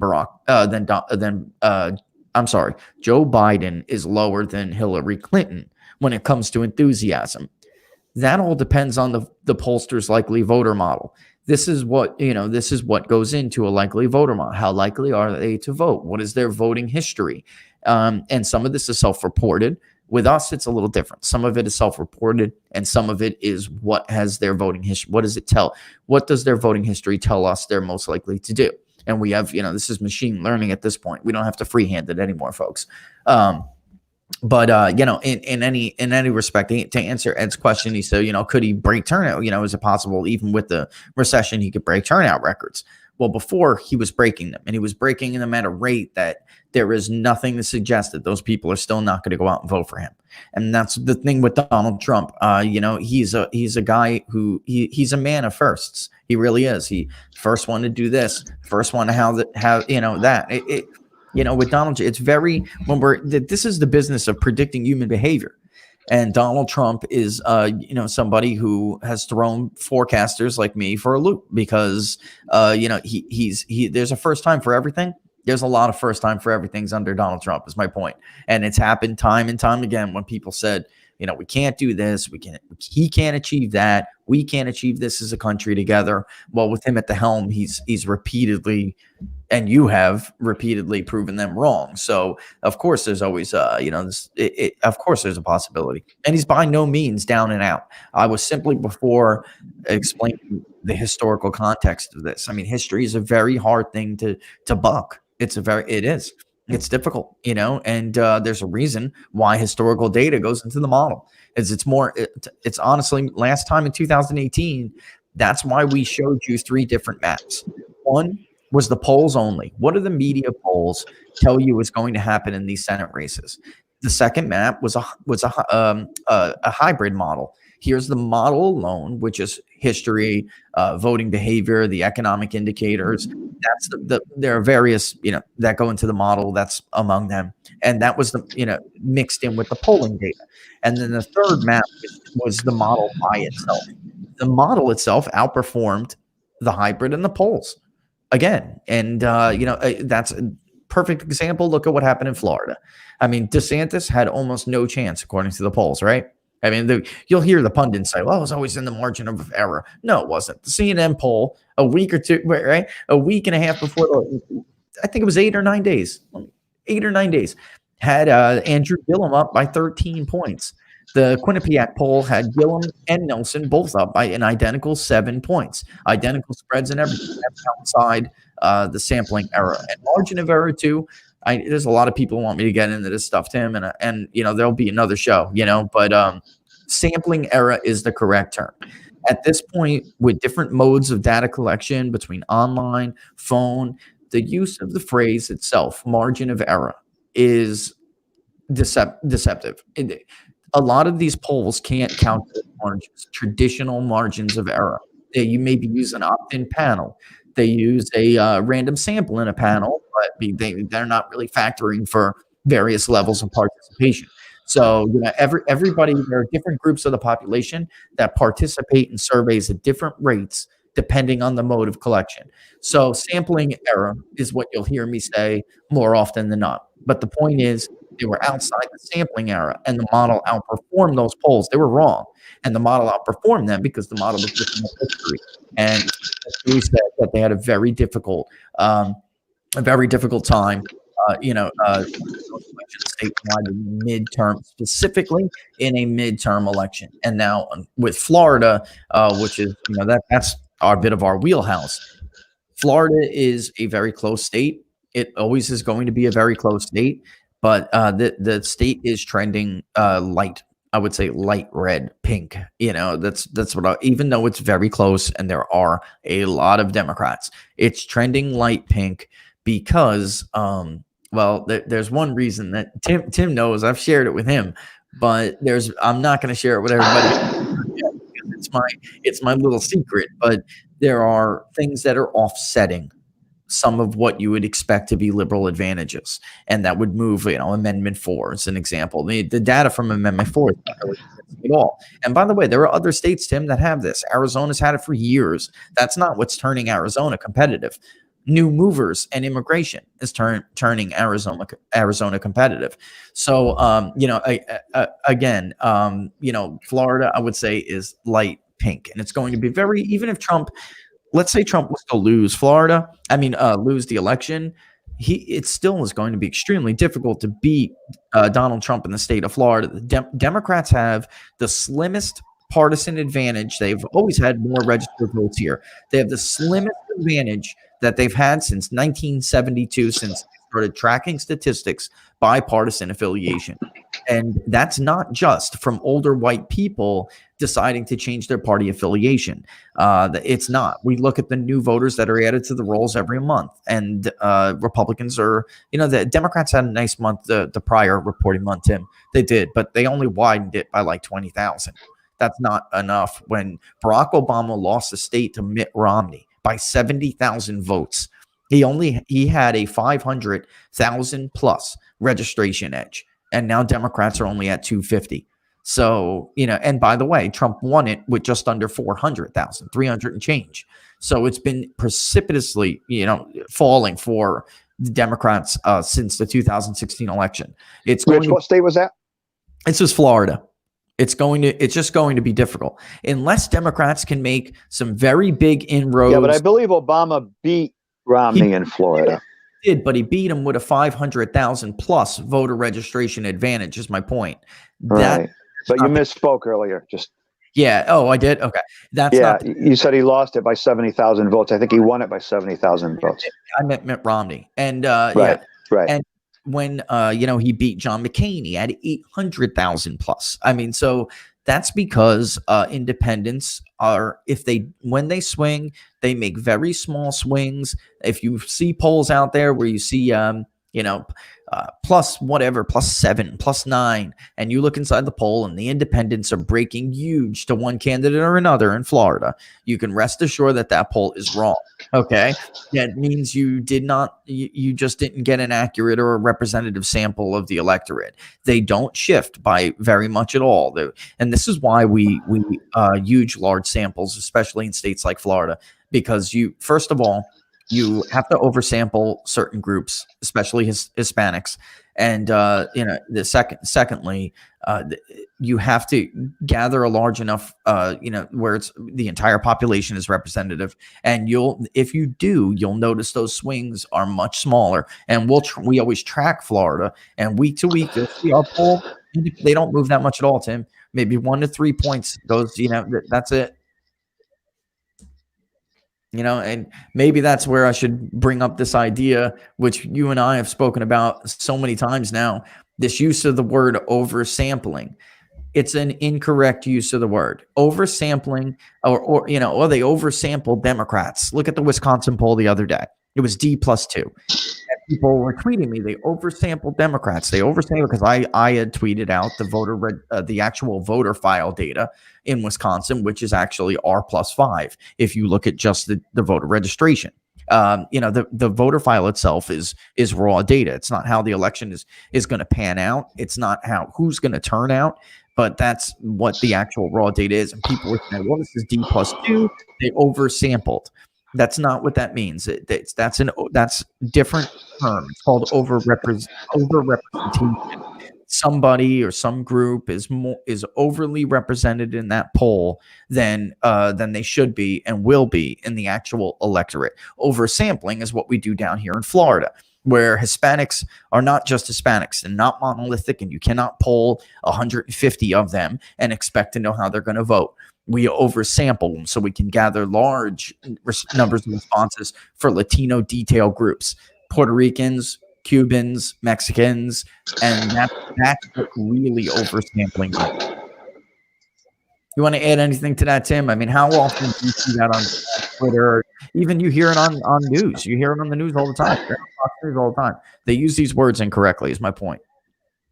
Well, I think you might even go like one step further for that and explain, and you did a little bit, but why you oversample Hispanics so much in Florida, because there are different groups of Hispanics and they have different voting patterns.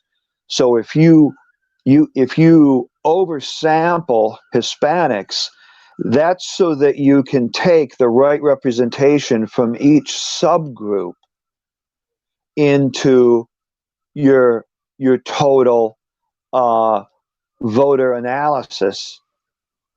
It doesn't just mean, rather than just assume that you've got the right amount of each subgroup, to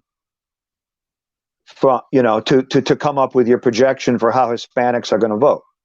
And also that Hispanics as a broad base of a broad group are going to vote differently in Florida than they're going to vote in other states. Yeah, that's absolutely true, and that's why, again, that's a good reason. That's a good place to start. So that's one of the reasons why we do oversample, because Hispanics in Florida don't vote like Hispanics in Nevada. They don't vote like Hispanics in Texas. They don't vote like Hispanics in California. And the reason why we oversample them is because there are so many different Latino detail groups down here, and they all have different. Not only do they all have different voting preferences and voting behaviors, but they actually respond to surveys at different rates depending on how you're polling them. Puerto Ricans are much more willing to pick up the cell phone and talk to you on their cell phone. And that's why you'll traditionally see larger breaks down here in a lot of big media polls who favor cell phone collection. They're much more likely to do that than older Cuban voters, for instance, in Miami, who, yes, are not the majority, but that's why when you see like Nate Cohen on Twitter, he released the polls. I can't believe how strong Trump's approval rating is down in South Florida. He wasn't really, I don't know what his internal data was saying, but from his lack of, understanding what was going on there, I can only imagine that he wasn't asking a detailed question.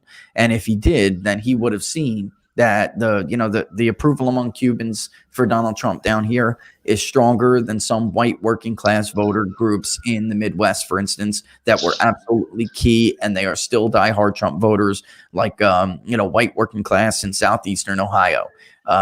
Groups in Iowa. Farmers are a very strong group, but I would actually put Cubans in Florida on the same level as farmers in the Midwest, Tim. I really will. I mean, we have pulled them through the Russia collusion where everybody was abandoning this guy, or there was almost no group that you could look at where Donald Trump wasn't falling because, I mean, it was a constant drumbeat. The guy was a Russian traitor, even though it was false. But it was hurting him. And definitely among educated whites, by the way, that hurt him the most among educated whites.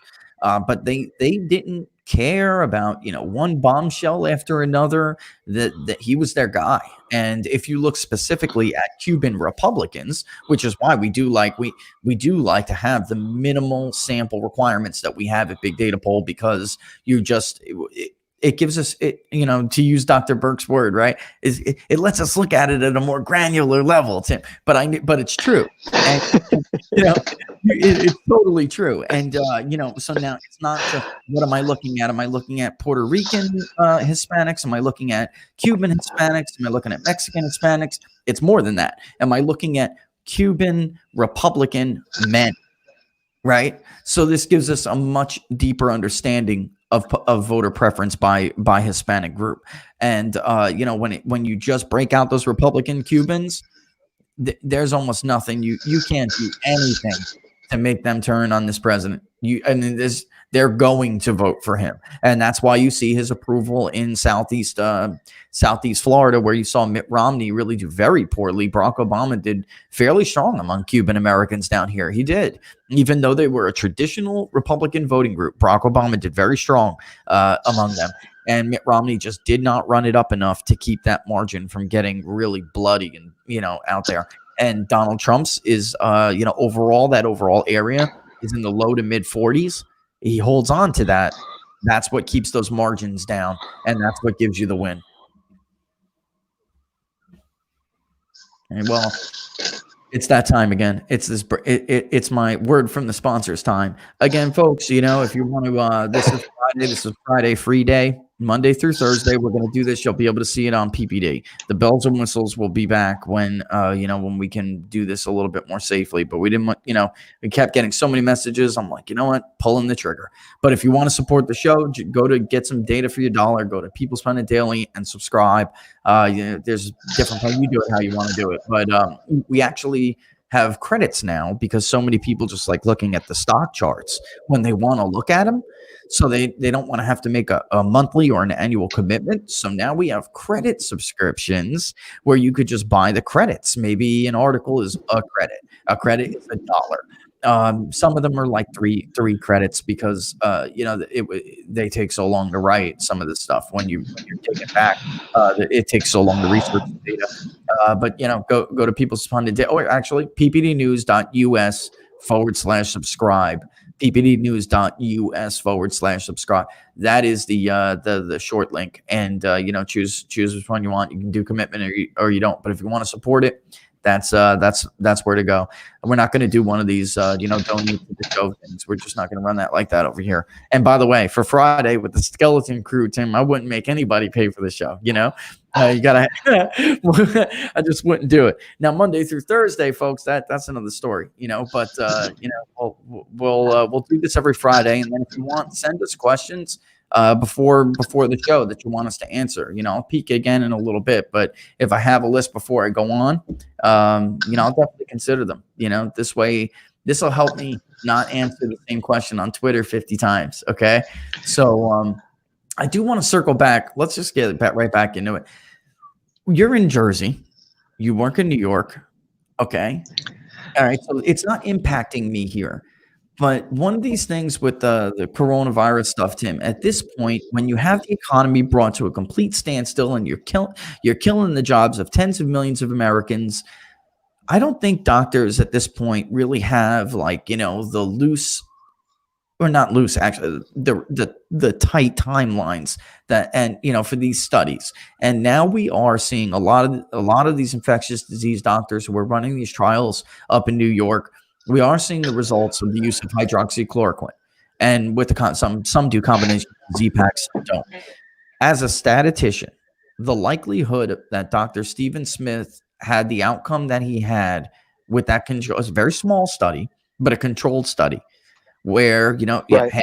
half got hydroxychloroquine, the other half did not. Who got hydroxychloroquine? Not a single one needed to be intubated, while the other group had patients that deteriorate. The likelihood for that to happen, Tim, it's almost nil. I mean, it's almost nil. So what He gave the percentages of it the he other did? night, and there were a What lot did he of, say? a decimal point, a lot of It's zeros, got and a one. right. It's that low. I didn't want to give one because I don't want to be like accused of, giving out medical study, statistics, but it's low. And, the idea it's some kind of random fluke is ridiculous. So what do you make of, Cuomo and, some of these other Democratic governors who just refuse to, and even Dr. Fauci, by the way, I mean, Dr. Birx, Dr. Hahn, they get this, but what do you make of some of these Democratic governors who just refuse to come on board with this? Well, I think that some of it's political. I think it's because that some of it is because Trump had mentioned that it was had been effective in a couple of studies. There was a doctor that has a pretty wide following in the south of France who had used this combination of medicine also and gotten very positive results with it. He was on a couple of different shows as long as a little over a week ago. And so when, I think that most of the responsible medical providers have the right answer in that when they're asked if they would prescribe it for their patients, their response is that, well, it depends on it's a patient by patient decision. It depends on, what their symptoms are, what their medical history is, what other, conditions they may have. And I think that that's probably the right thing for any responsible medical provider to say. Now, for Dr. Fauci to say, well, it hasn't gone through,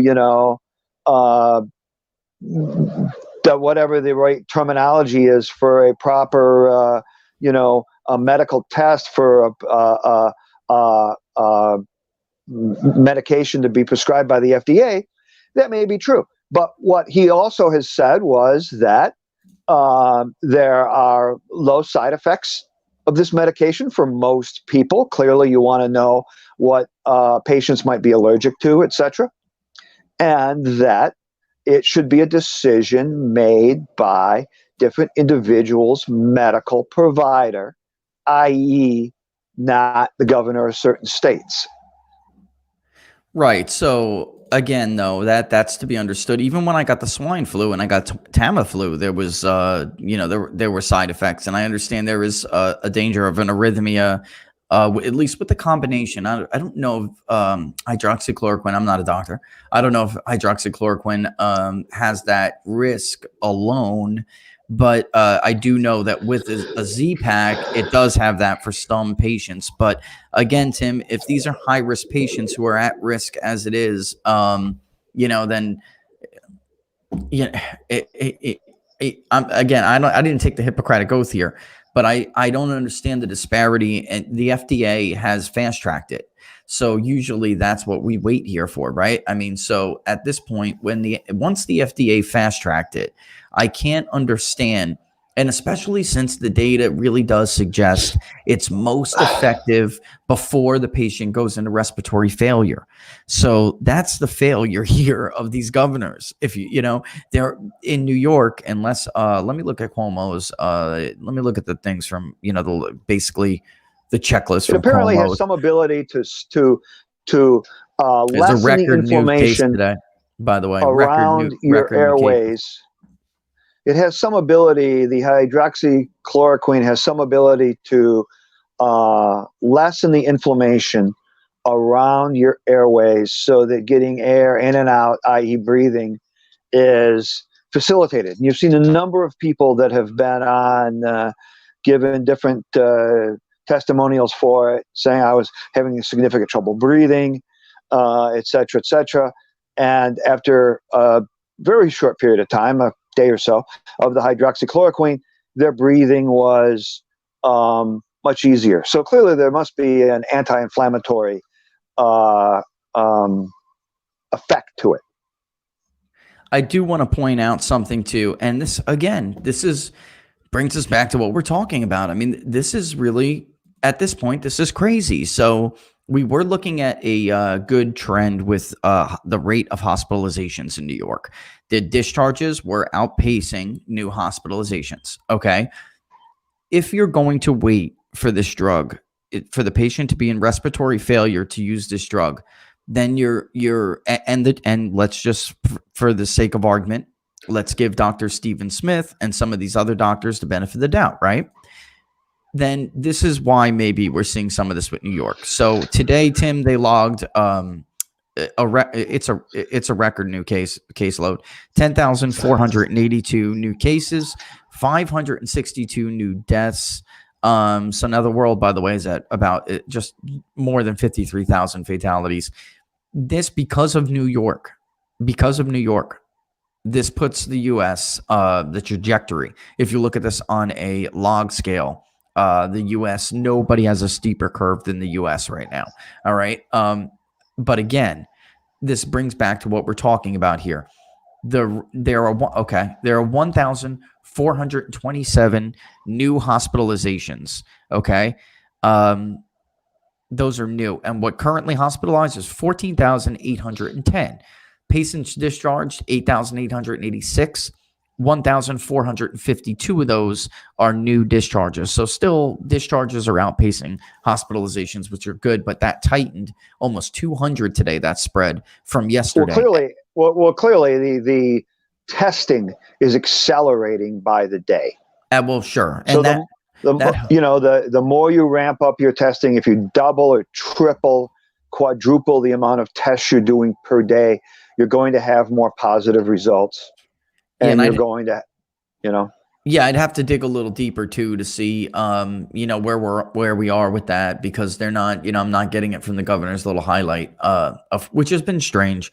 Some of his reporting, I think Cuomo's doing a good job. I got to be honest, but some of his reporting is vague, almost. It's strange how he does it. But the fact of the matter is, shutting down this economy is the entire point of this, is to make sure that we don't overburden our healthcare system, right? Overwhelm them. We just want to whelm them. When we all come out, folks, the virus is still going to be here. And almost every physician we have spoken with have said that this strategy ensures a second wave. And they know that. The point is to make sure we're not overwhelmed when it does. And, so we're just trying not to have this like giant increase in numbers. But again, it seems to me New York is going to have to change something here, Tim, because they've been locked down now for how long? Cuomo cut close to 3 weeks. Close to 3 weeks. And yet we're still seeing, it could be testing that record new caseload. But we are now, current hospitalizations yesterday, I don't want to pull it out of my ear, here, but it was it was 1,200 and something. And then discharges were 1,400 and something. So that was good. But here we are now, and we're not really seeing the continuing. We had 3 or 4 days of a decline, which would have made for a nice trend. New York, almost alone by itself, is steepening our log trend, our log curve. And it boggles the mind. It boggles the mind. We have now data from China, even though, yes, I understand it's not trustworthy, but there was an actual study on hydroxychloroquine, the treatment of hydroxychloroquine in China. We had the study now in France.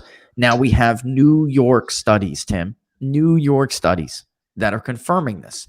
I don't understand why the widespread use of this drug in the most extreme state, case state in the country. I don't understand what they're doing over there. I can't wrap my head around it. I really can't.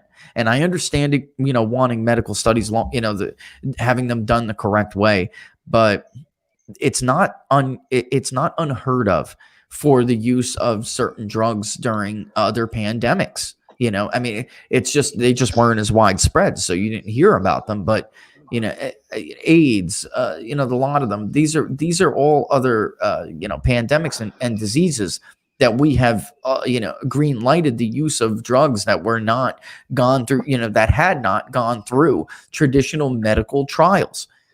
I can't understand. It's almost like, well, this has been green lighted now by the by the FDA has FDA. greenlit. There's no reason. There's no reason for New York or any other state to say we're going to restrict doctors from prescribing it, or patients from or pharmacists from filling those prescriptions. There's no justification for that.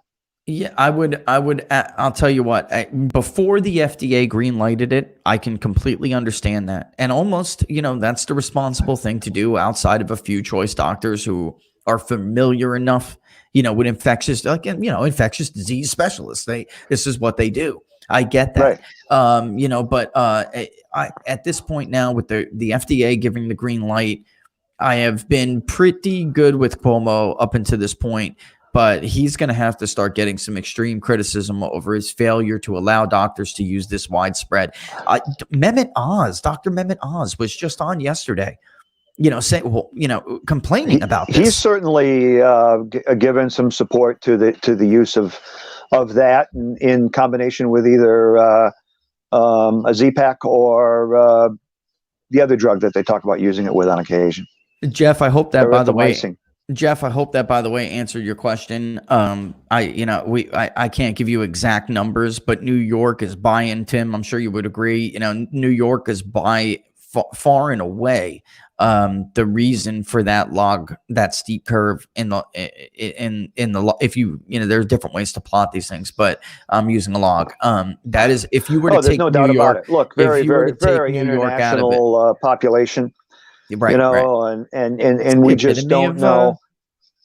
It's the epitome of globalism over there, Tim. I mean, right. That's the globalist. I'm from New York City. I love New York City. But that's the epitome of the globalist utopia, and there are obviously population density has something to do with it as well. But let me just answer DC Collins' DC question. He said, "How much will Trump's nationalist focus versus previous administrations outsourcing help him in the November election, assuming we aren't in a negative 20 GDP situation?" Unfortunately, the last GDP number that we're going to get before the election is going to be ugly. But that's what, I don't know if maybe you missed the first part of the show, but Tim and I were saying that Americans really are going to have to feel it. And we do think that they will, feel, I don't know if we could call it a recovery. We'll just have to wait and see. I don't want to be premature here, but people will feel it. I do think there's an opportunity here for Trump to say, Biden, because you never want to run the past versus the future, and that's something Trump's got going for him, right? Biden is the past, and that is his biggest argument. I'll return us to a pre-Trump era. Well, Trump can make the case. It would help him if Trump made the case against Biden that Biden is exactly. I have been talking about this for decades, these dangers for decades, while somebody like Joe Biden spent his career in the United States Senate building a world that allows this to happen. That exposes us, because it's not a matter of party affiliation, Tim. I think you'd agree. It's not a matter of party affiliation. This globalism itself makes you more vulnerable. It's the cost of globalism. It really is.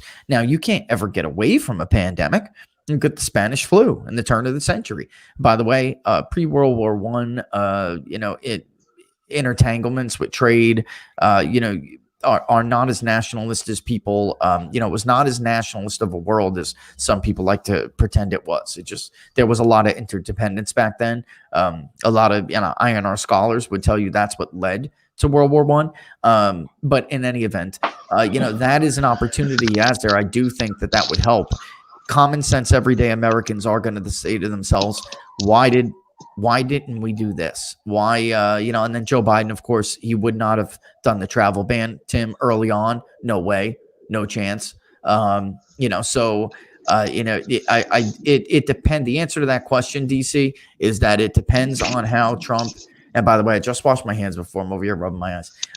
It depends on how Trump handles it. That's on Trump. The opportunity is there, and it can help. And that kind of argument could be what makes another one of those there's a first time for everything scenarios play out that Trump is so good at. But it depends on how he does it. That's the answer to that question.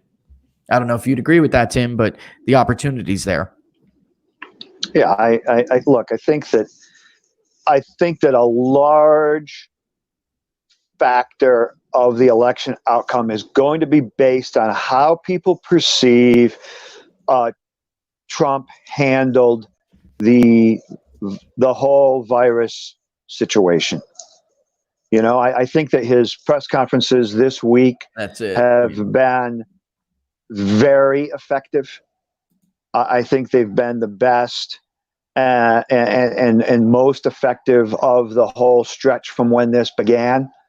And I think that you can just sense that he is laser focused on dealing with this as effectively as possible for the whole of the American people.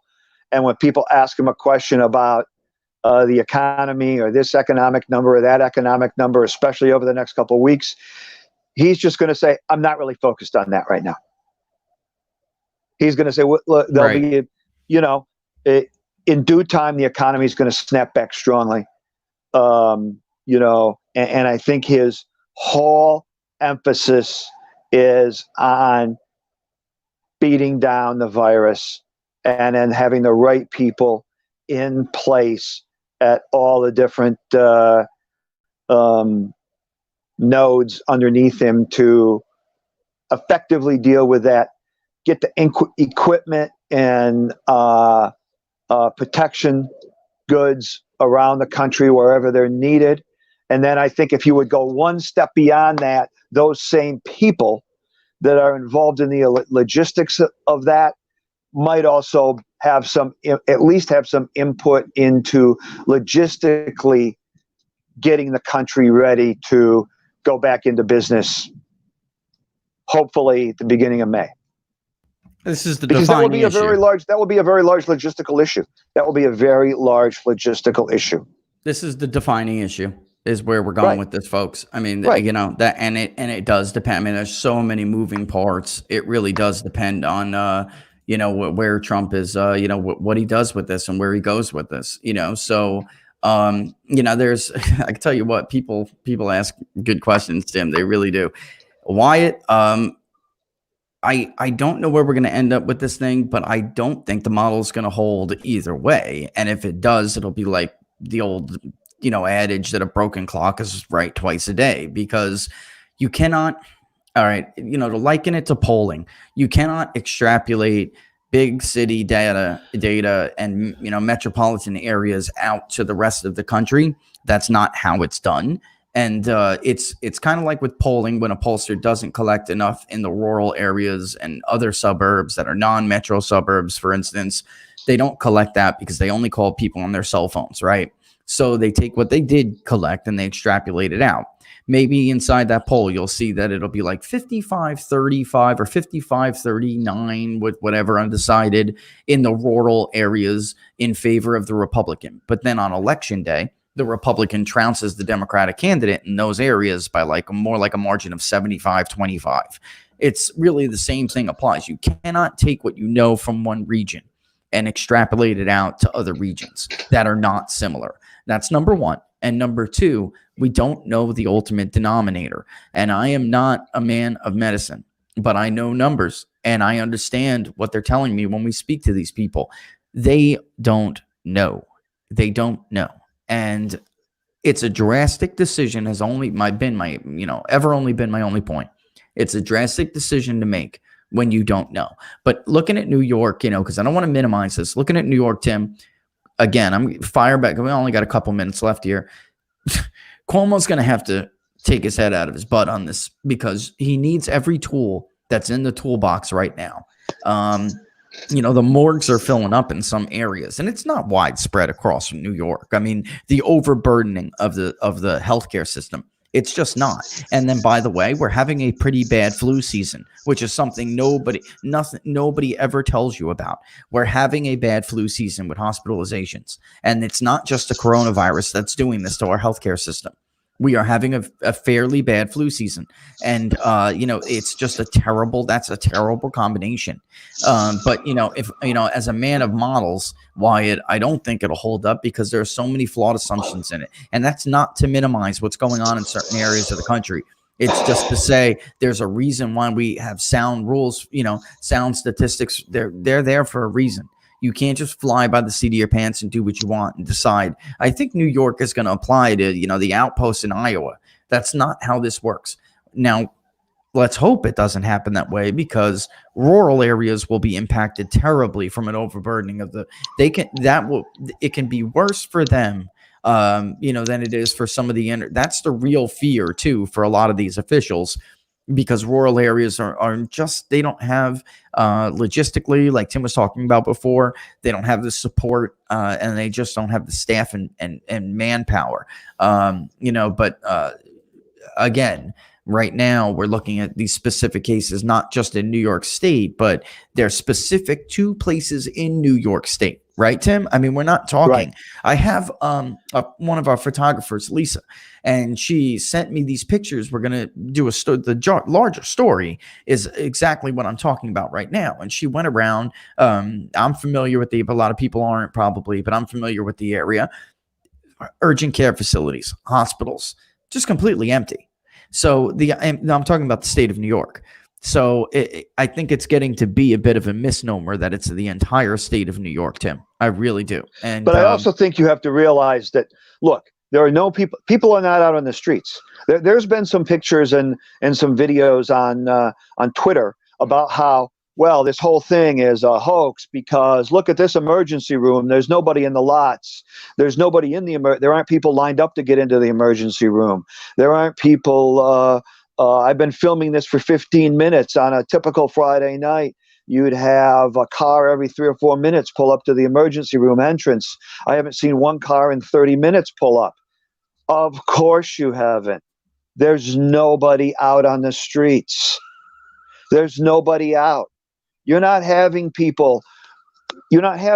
3 or 4 or 5 shootings in New York City on a Friday night. Nobody's out to shoot. You're not going to have the random robberies at the local bodega in Brooklyn or Queens. No, they're closed. Nobody's out on the streets. Everybody's at home. In the very beginning. Go ahead. Finish your point. So you don't have the typical spurious activity flooding every emergency room in the greater New York City area, where there's probably close to 40 million people. Maybe more than that. You don't have that. Why?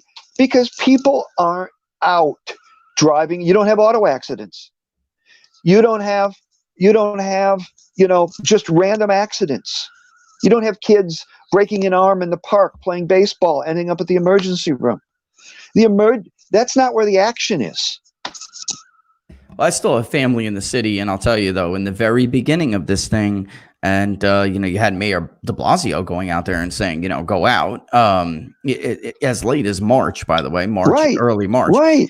But they weren't listening to this, and that gets in because I do want to answer his question before we go. We got less than 3 minutes, but the one with the NWO thumbnail I see says is nationwide UBI coming sooner rather than later based on this pandemic and how popular that the economic policies of the left will become because of this. That could be a whole show, right, Tim? I mean, really. I mean, but in any event, the administration is, I don't know how far down it goes, but the administration is really pushing back on the idea of a nationwide order. It's probably not even constitutional.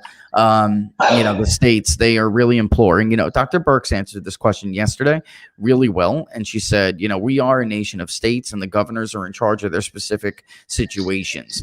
And, they're going to leave it at that. I know that Trump was seriously considering that quarantine order in New York. And, we'll have to see whether that was the right thing to do or not. But again, if Governor Cuomo feels like Tim, he needs that order. A lot of these governors, and I'll just say this before the time runs out, Donald Trump is everybody's scapegoat. This was the job of the governors and the state government to make sure that their states were ready for these pandemics. They don't because they want to spend money on goodies to get reelected. So they don't spend the money on things that are actual vital services and right. would have prepared them. And because Donald Trump is the figure he is, everybody thinks it's very easy to go ahead and blame Donald Trump. Well, it's not Donald Trump's job to make sure that New York has enough ventilators. That was Andrew Cuomo's job. It's not. Right. And the But only instead, thing, they've taken that money and they've spent it on printing hundreds of thousands of pamphlets explaining how many different genders there are. and it is nothing new. As somebody who has family in New York City and in the healthcare industry, it is nothing new for the healthcare workers to use hefty garbage bags as aprons because they don't have enough aprons. This is something they've been And complaining frankly, to. they were putting them over their protective gowns, etc. A lot of times that's absolutely right. And we heard they were reusing some of those gowns, but again, this is a long-term issue for New York, the state of New York, especially in New York City. And they have long complained. I mean, I personally have family, and they have said we don't have our supplies. That was before a pandemic ever came, and they used garbage bags. They were very, it's ingenuity, folks. They did what they had to do. It's just that now that everybody is paying attention because of this pandemic, people see it. Wow, Tim, we blazed past 2 hours. We blazed We hit the 2 hour mark. By. It does fly right by, and this was a freewheeling show. We weren't. This will, by the way, folks. Before I let everybody go here, this will be a structured show.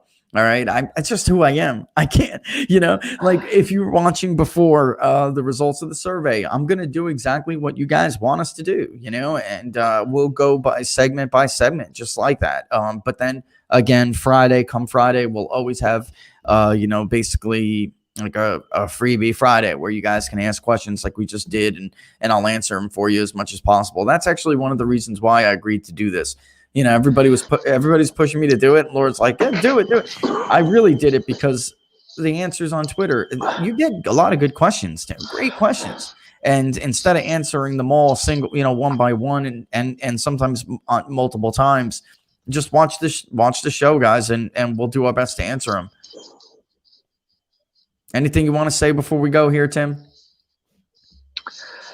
That's it. Just everybody be safe and hunker down, and we'll get through this. That's great advice.